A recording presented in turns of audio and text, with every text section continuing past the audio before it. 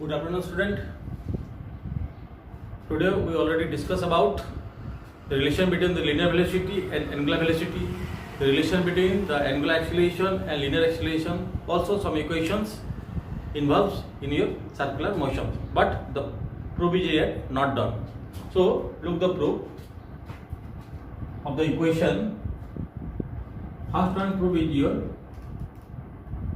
like W, angular velocity in the final stage equal to angular velocity in the initial stage plus your alpha t. These are the first equations.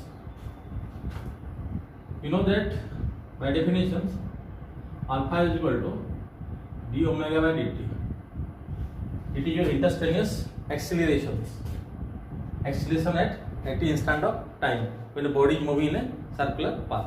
Okay. D omega equal to alpha dt.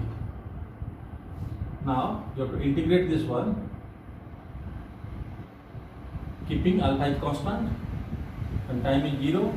Angular velocity is omega naught. Omega naught, and when the time is t, your angular velocity is omega. You know that the integration of d omega is simply omega.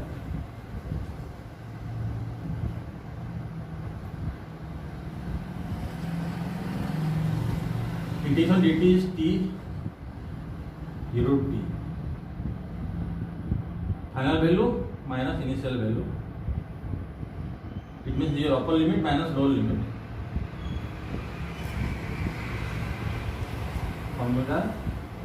Omega naught alpha t. That implies that omega is equal to omega naught plus alpha t. This is the equation of the final angular velocity equal to initial angular velocity plus the product of angular acceleration and time. Clear? Now come to second equation.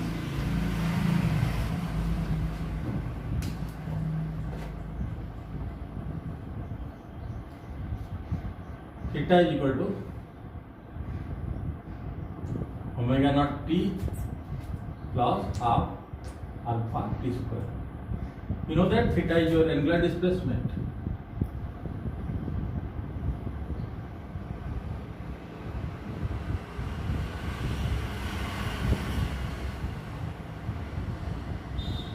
Omega naught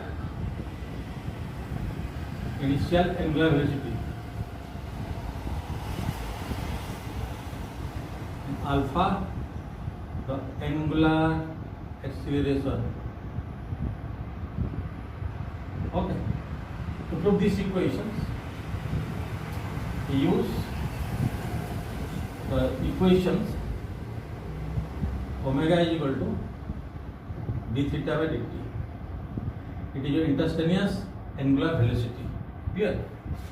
Now d theta is equal to omega dt. You know that omega is equal to omega naught plus alpha t. That is your dt, and d theta equal to omega naught dt alpha t dt. Now integrate by taking the limit from 0 to t here, and here from we take 0 to theta. Right? After integrations, you know that d theta is your theta. dt integration is t,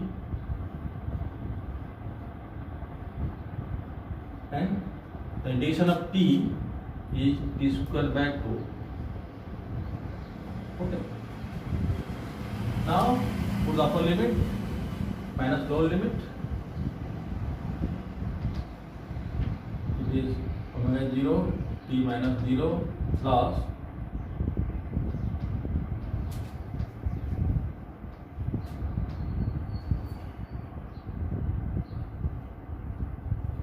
upper limit minus lower limit omega naught t minus 0 half alpha t square by 2 minus 0 square by 2. It is a 0. Then theta is equal to omega naught t plus half alpha t square. Don't put this one, only put the minus sign. Okay. Taking half common outside. So this is another equation. Now come to other equations. Number 3, that is your omega square equal to omega naught square 2 your alpha theta. Okay, we know that alpha is equal to d omega by dt. We now multiply numerator denominator by d theta. Okay, rearrange this one, d omega into d theta by dt. Taking d theta on the left side, alpha d theta, d omega, d theta by dt omega, dt to omega. Clear? Now, integrating both sides, d theta by taking limit 0 to theta. Here, by taking limit omega naught to omega.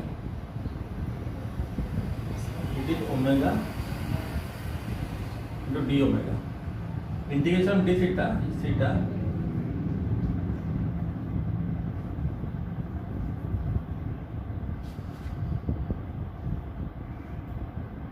omega, that is omega square by 2 omega naught omega.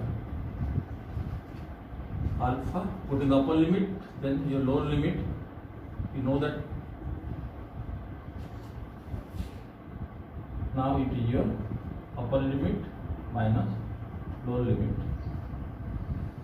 Alpha theta equal to omega square omega naught square by 2. At last, the equation is multiplying 2 here. The equation became omega square omega naught square equal to alpha theta. Okay. So this is the third equation. In this way, you try to prove all the equations and practice at home. Now about centripetal accelerations. So what is actually centripetal acceleration? You know that when a body is moving in a circular path, the speed of the body is remain constant, but the velocity changes continuously due to change its direction. And the motion is accelerated. The acceleration is act along your radius toward the center of the circular path. This acceleration of the body is called as centripetal acceleration, which is equal to v square by r. Clear? To prove this one, first draw a diagram. Look here. It is your center O, radius r. Suppose that initially the body is here at point A with a velocity v1. After some time, the body is here.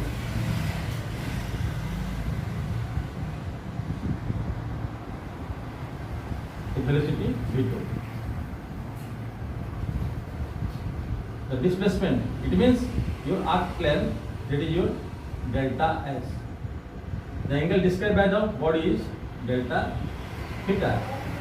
Here, it is also r, it is b. In order to find out the acceleration A, you discover r, draw a velocity vector triangle diagram. Here,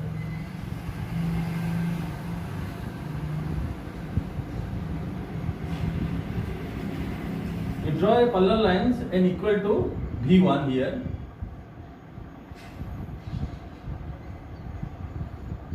O, it is, you also take O. It is your v1, OA, what is the y dash, that is. Now again draw another line OB, I mean OB dash, which is parallel and equal to V2. It is your V2. Now what is A dash B dash? You complete the triangle A dash B dash. It is your delta V. Okay. So Y dash equal to V1 and OB dash equal to V2. It is equivalent parallel to V1 and OB dash equivalent parallel to V2. To see this diagram, you know that Y dash plus A dash B dash equal to your OB dash. If it is delta theta, it is also your delta theta. Then A dash B dash equal to OB dash minus Y dash. This equal to, you know that, V2 minus V1. This is your delta V. In this way you find out delta V. Now compare these two triangles. These are your similar triangle. Here R is the radius, R is equal to OA and it is equal to OB also. V1 and V2, the magnitude is same. It is your V. A dash B dash, it is your delta V. Okay. Now on this triangle OAB and O A dash B dash, OAB and O A dash B dash,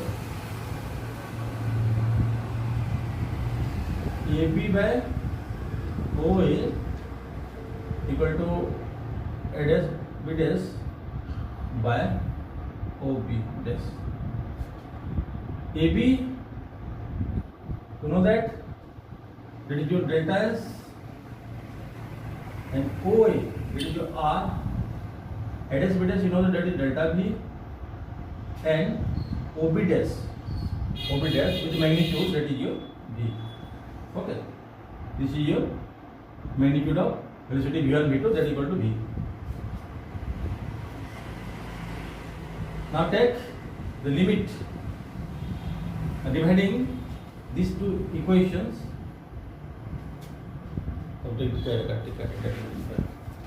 Now dividing both sides by delta t. Delta t. Take the radius, the right side, it is R by G, and now it is your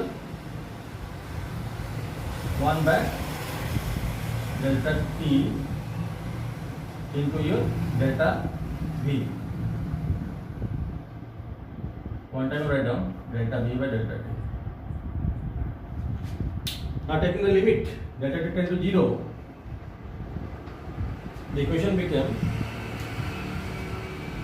delta S by delta t, limit delta t tend to 0, R by V, limit delta t tend to 0, delta V by delta t.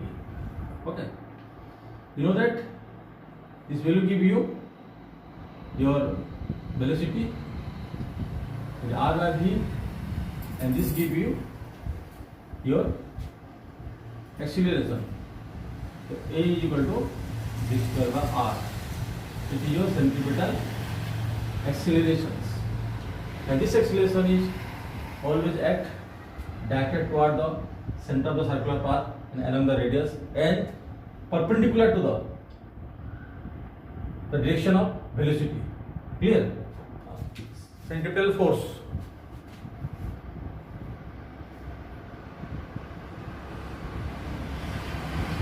The F is equal to mv square by R.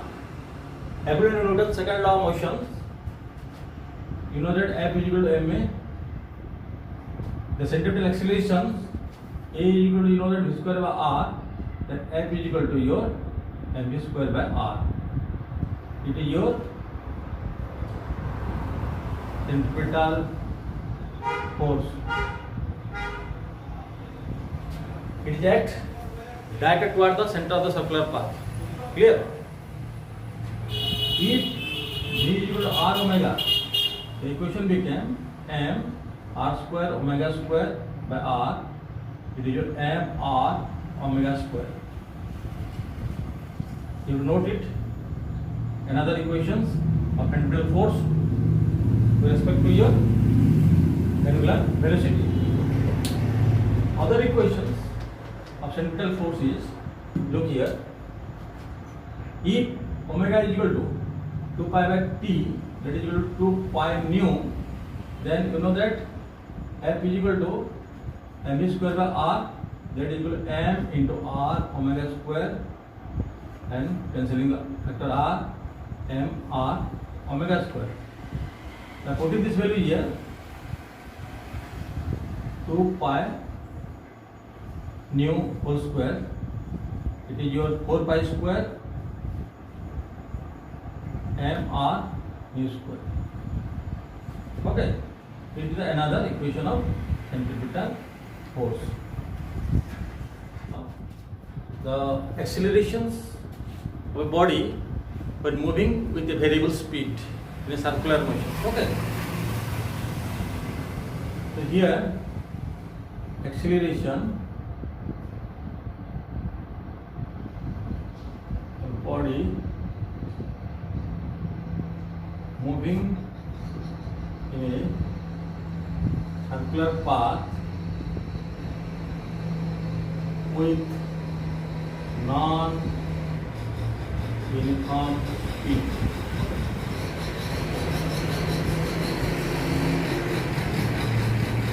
Now consider body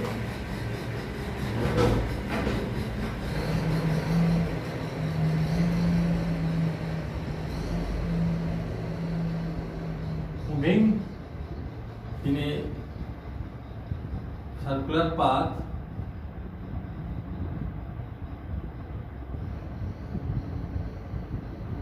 of radius r with a variable speed v. Okay. As the speed of the body it changes,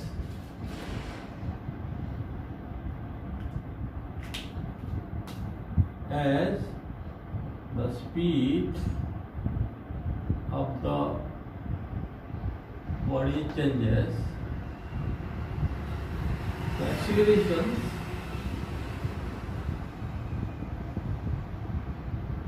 has a tangential component. Tangential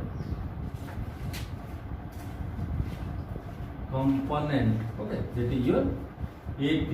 It means dv by dt. It is your alpha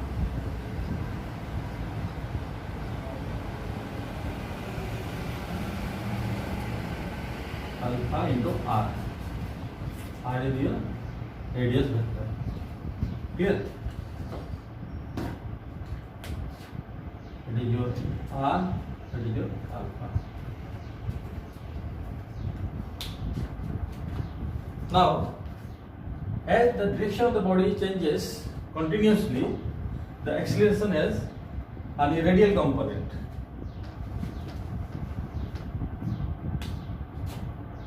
As the directions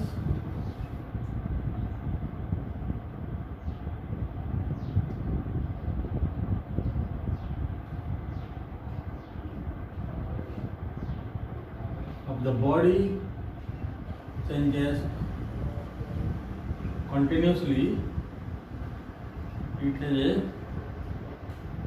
also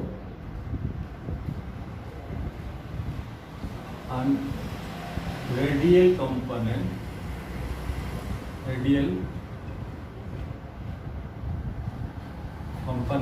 of acceleration.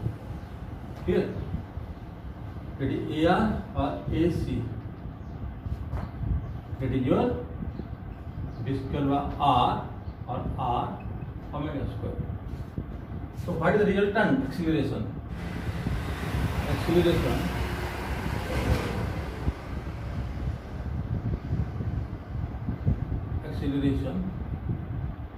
A is equal to your AT square and AC square root. Okay.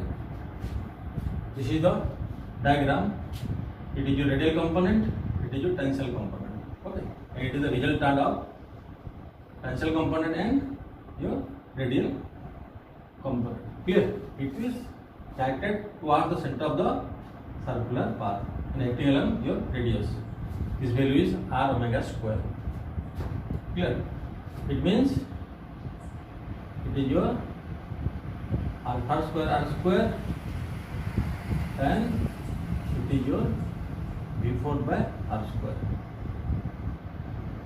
It is on the root. You have to find out in this way.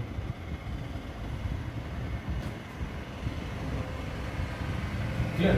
Now force act on the body. F is equal to